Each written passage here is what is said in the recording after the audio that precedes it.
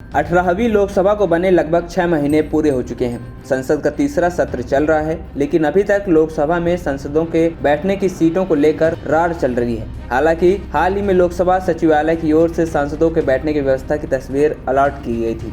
इसे लेकर भी हाल ही में खासी नाराजगी देखने को मिल रही है। जहां एक और विपक्षी खेमे में एसपी सांसद अपने बैठने की जगह से संतुष्ट नहीं है, वहीं दूसरी ओर सत्तारूढ़ गठबंधन में शामिल एक घटक दल ने भी हाल ही में बैठने की व्यवस्था को लेकर अपनी नाराजगी दर्ज की है। दरअसल जहां एक और इंडिया गठबंधन के सांसद अपनी सीट बदलने से नाखुश हैं, वहीं दूसरी ओर टीडीपी के सदस्य भी अपनी सीट बदलने से दुखी हैं। सबसे पहले टीडीपी सांसद एम श्रीनिवासलू रेड्डी ने सदन में इस बात पर आपत्ति जताई कि वह पिछली लोकसभा में दूसरी लाइन में बैठते थे, लेकिन 5वीं बार में संसद को अपनी दूसरी से 5वीं लाइन में भेज दिया गया। तमाम सदस्यों में सिर्फ लाइनों को लेकर ही नाराजगी नहीं है, बल्कि ब्लॉक को लेकर भी नाराजगी है। हालांकि लोकसभा सचिवालय के पूर्व अधिकारी का कहना है कि सदन की सीटों का अलॉटमेंट पार्टी की सीटों, सदस्य के राजनीतिक और संसदीय अनुभव व वरिष्ठता को लेकर तय किया गया है। अगर कम सीटों वाली पार्टी का कोई सदस्य संसदीय और राजनीतिक तौर पर काफी अनुभवी है, तो उसके लिए सीटें तय करने का आधार अलग होगा। वहीं अखिलेश यादव सहित इंडिया गठबंधन के कई घटक दल के सांसद नई व्यवस्था से दुखी हैं। दरअसल 18वीं लोकसभा में एसपी के अखिलेश यादव अयोध्या के अपने सांसद अवधेश प्रसाद के साथ 8वें ब्लॉक की पहली पंक्ति में बैठते हैं, लेकिन अब पी नेता को 7वें ब्लॉक में भेज दिया गया। दरअसल लोकसभा में स्पीकर की सीट के दोनों तरफ पहले और आखिरी यानी 8वें ब्लॉक को बेहद महत्वपूर्ण माना जाता है।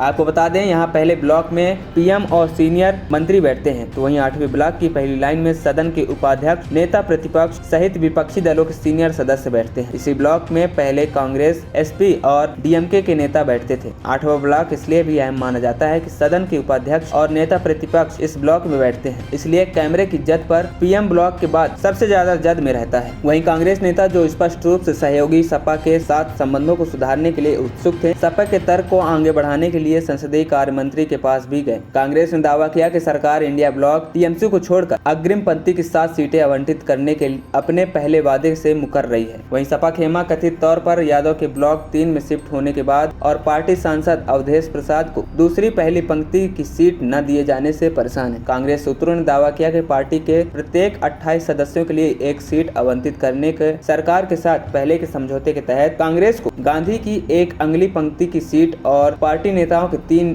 साथ ही अगली पंक्ति की सीटें मिलनी थी, जिनमें से 2 सपा के लिए और 1 डीएमके के लिए थी। वहीं नई व्यवस्था के बाद अब डीएमके नेता टीआर बालू को छोड़कर एसपी नेता को यहां से हटाकर 7वें ब्लॉक भेज दिया गया है, जबकि एनसीपी एससीपी की सुप्रिया सुले से लेकर डीएमके की कनिमोई दयानिधि मरान जैसे नेता भी 8वें ब्लॉक में दूसरी और तीसरी लाइन में बैठते हैं, लेकिन अब जगह बदल दी गई है। इसे लेकर इनमें भी थोड़ी नाराजगी देखने को मिल रही है। इंडिया गठबंधन के कुछ दलों की नाराजगी कांग्रेस के साथ भी है। वहीं आपको बता दें, इस पूरे विवाद पर कांग्रेस के एक अहम सूत्र का कहना है कि हर 28 सदस्यों पर पहली लाइन में जगह मिलती है। सदस्यों की तादाद के आधार पर विपक्षी खेमे को कुल 7 सीटें दी जाती हैं, जिसमें टीएमसी को शामिल नहीं किया गया। सूत्रों ने गणित समझाते हुए कहा कि इनमें से 1 सीट नेता प्रतिपक्ष को, कांग्रेस को 3, एसपी को 2, डीएमके को 1 सीट दी गई। बाद में सरकार ने इस फॉर्मूले को बदलाव करते हुए एसपी की 1 सीट घटा दी, जिसे लेकर कांग्रेस और एसपी दोनों में ही संसदीय कार्य में मंत्री के सामने अपना विरोध जाहिर किया था। एएनपी टाइम्स की रिपोर्ट।